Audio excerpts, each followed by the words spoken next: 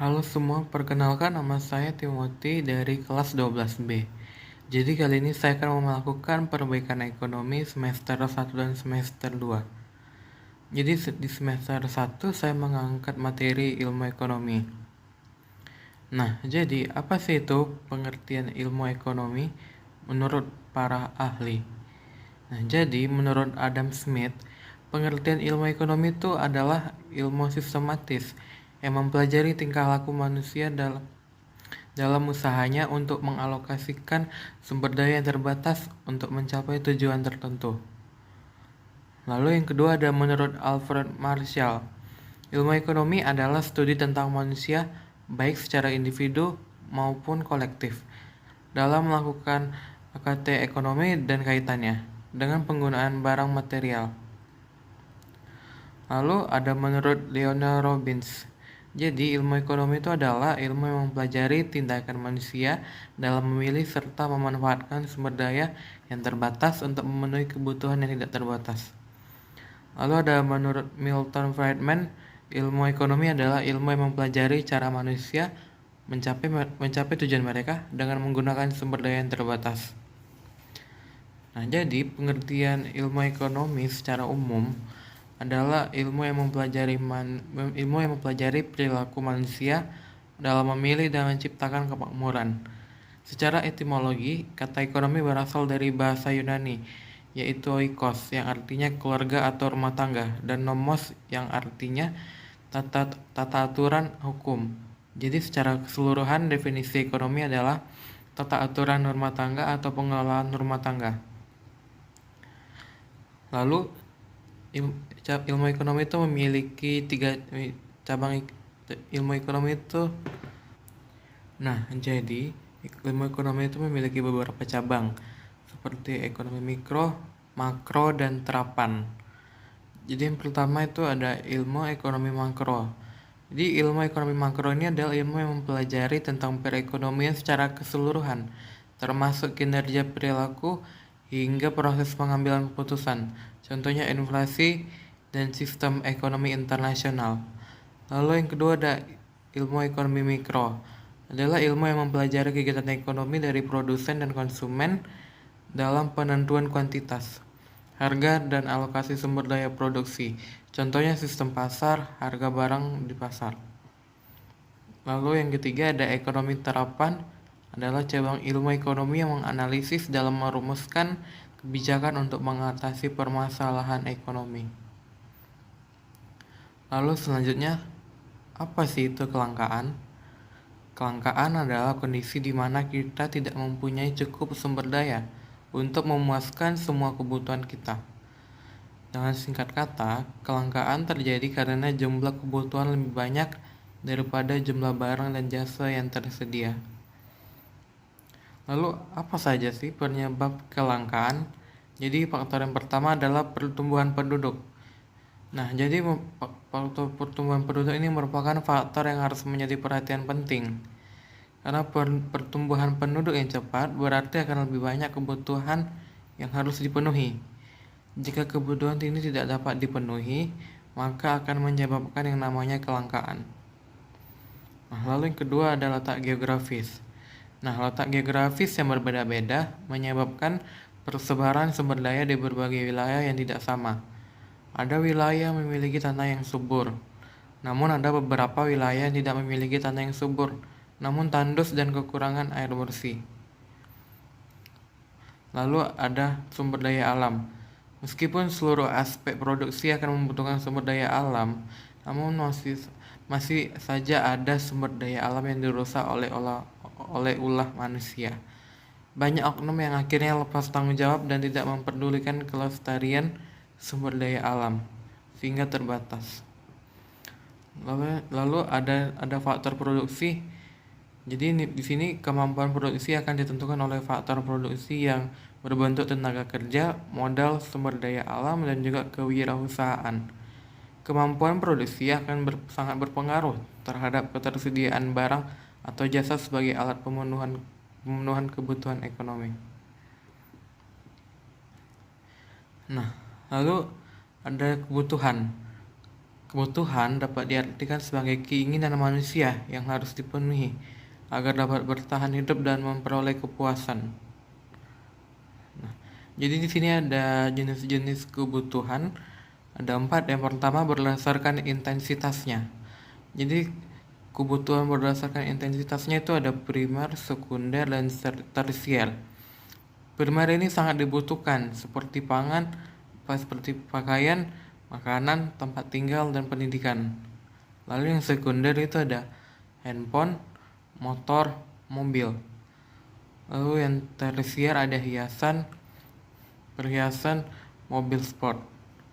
Lalu ada berdasarkan sifat. Yang berdasarkan sifat itu ada 2. Yang pertama jasmani dan rohani. Kalau jasmani itu seperti obat, makanan, minuman, olahraga. Kalau rohani seperti hiburan, kasih sayang, pendidikan. Lalu ada yang berdasarkan waktu. Sekarang, masa depan, dan tidak tentu. Kalau sekarang makanan dan minuman. Kalau kebutuhan berdasarkan waktu masa depan itu uang tabungan, asuransi, dan lain-lain. Sedangkan yang tidak tentu itu seperti obat. Lalu ada yang berdasarkan subjek. Itu ada individu seperti minuman dan sepatu. Lalu ada yang kelompok. Itu yaitu lapangan, pasar. Nah, lalu ada skala prioritas. Jadi skala prioritas ini adalah daftar susunan kebutuhan manusia yang dimulai dari kebutuhan yang paling penting hingga kebutuhan yang dianggap kurang penting. Jadi berdasarkan urgensitasnya, kebutuhan dapat dibedakan menjadi 4. Yang pertama, penting dan mendesak. Yang kedua, penting tapi kurang mendesak. Yang ketiga, kurang penting namun mendesak. Yang keempat, kurang penting dan kurang mendesak. Lalu ada perbaikan semester 2 kelas 10. Saya mengangkat materi permintaan dan penawaran. Nah, jadi apa sih yang dimaksud dengan permintaan? Permintaan adalah jumlah barang atau jasa yang diinginkan oleh masyarakat dengan berbagai tingkat harga dan waktu tertentu. Nah, jadi hukum permintaan itu semakin tinggi harga suatu barang atau jasa, semakin rendah demand atau permintaan terhadap barang atau jasa tersebut. Sebaliknya semakin rendah harga suatu barang atau jasa, maka semakin besar pula permintaan terhadap barang jasa tersebut. Lalu ada pengertian penawaran.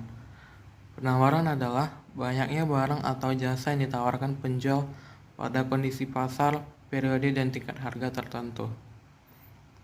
Lalu ada pula hukum penawaran yang berbunyi, jika harga barang naik, maka jumlah barang yang ditawarkan akan naik. Begitupun sebaliknya, jika harga barang turun, maka jumlah barang yang ditawarkan akan turun juga. Nah, jadi di sini ada fungsi permintaan. Itu yang pertama, P sama dengan A kurang BQ atau Q sama dengan A dikurang BP. Lalu ada fungsi penawaran, P sama dengan A tambah BQ atau Q sama dengan A ditambah BP. Jadi P di sini sebagai harga barang, Q sebagai jumlah barang, A sama dengan angka konstan, sedangkan B adalah kemiringan slope atau gradient. Lalu ada rumus fungsi permintaan dan penawaran, yaitu P dikurang P1 sama dengan Q dikurang Q1 per P2 dikurang P1 sama dengan Q2 dikurang Q1. Nah, jadi P itu adalah harganya, P1 adalah harga yang diketahui pertama, P2 adalah harga yang diketahui kedua, lalu Q adalah jumlah barang, Q1 adalah jumlah barang diketahui 1, dan Q2 jumlah barang diketahui 2. Nah, jadi langsung saja masuk ke contoh soal. Pada saat harga jeruk Rp5.000 per kilogram, permintaan akan jeruk tersebut sebanyak 1.000 kg. Tetapi pada saat harga jeruk meningkat menjadi Rp7.000 per kilogram, permintaan akan jeruk menurun menjadi 600 kg. buatlah fungsi permintaannya. Nah, jadi di sini kita pakai rumus P dikurang P1 per P2 dikurang P1 sama dengan Q dikurang Q1 per Q2 dikurang Q1. Jadi langsung masukkan sesuai soalnya ke dalam rumus. Jadi sehingga P dikurang 5000 per 7000 dikurang 5000 sama dengan Q dikurang 1000 per 600 dikurang 1000. Jadi hasilnya P dikurang 5000 per 2000 sama dengan Q dikurang 1000 per min 400. Nah, lalu kita kalikan silang aja.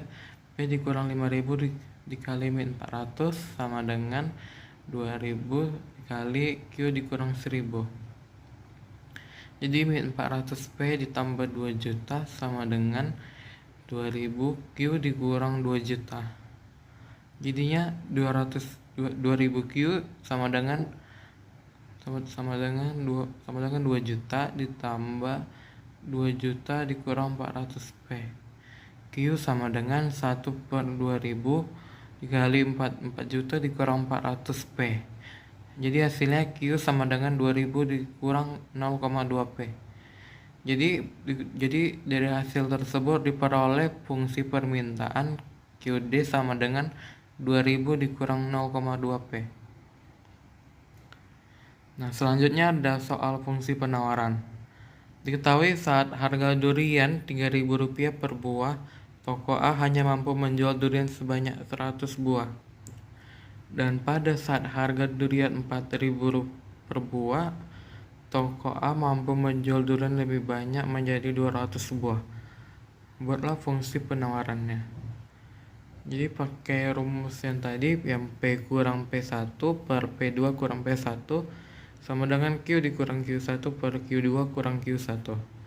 Jadi masukkan saja dari soalnya P dikurang 3000 per 4000 dikurang 3000, Q dikurang sama dengan Q dikurang 100 per 200 dikurang 100. Jadi hasilnya P dikurang 3000 per 1000 sama dengan Q kurang 100 per 100.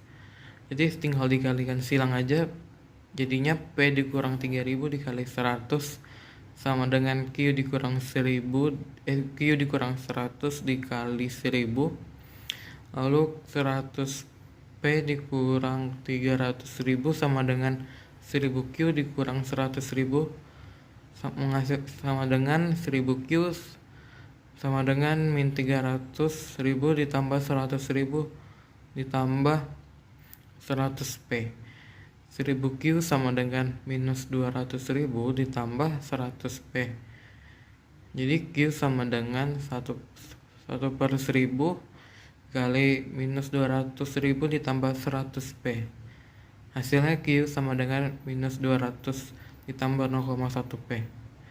Sehingga dari hasilnya diperoleh fungsi penawaran QS sama dengan minus 200 ditambah 0,1 PD. Nah, jadi sekian dari pemaparan materinya. Semoga dapat bermanfaat dan mohon maaf jika ada kekurangan kata. Terima kasih.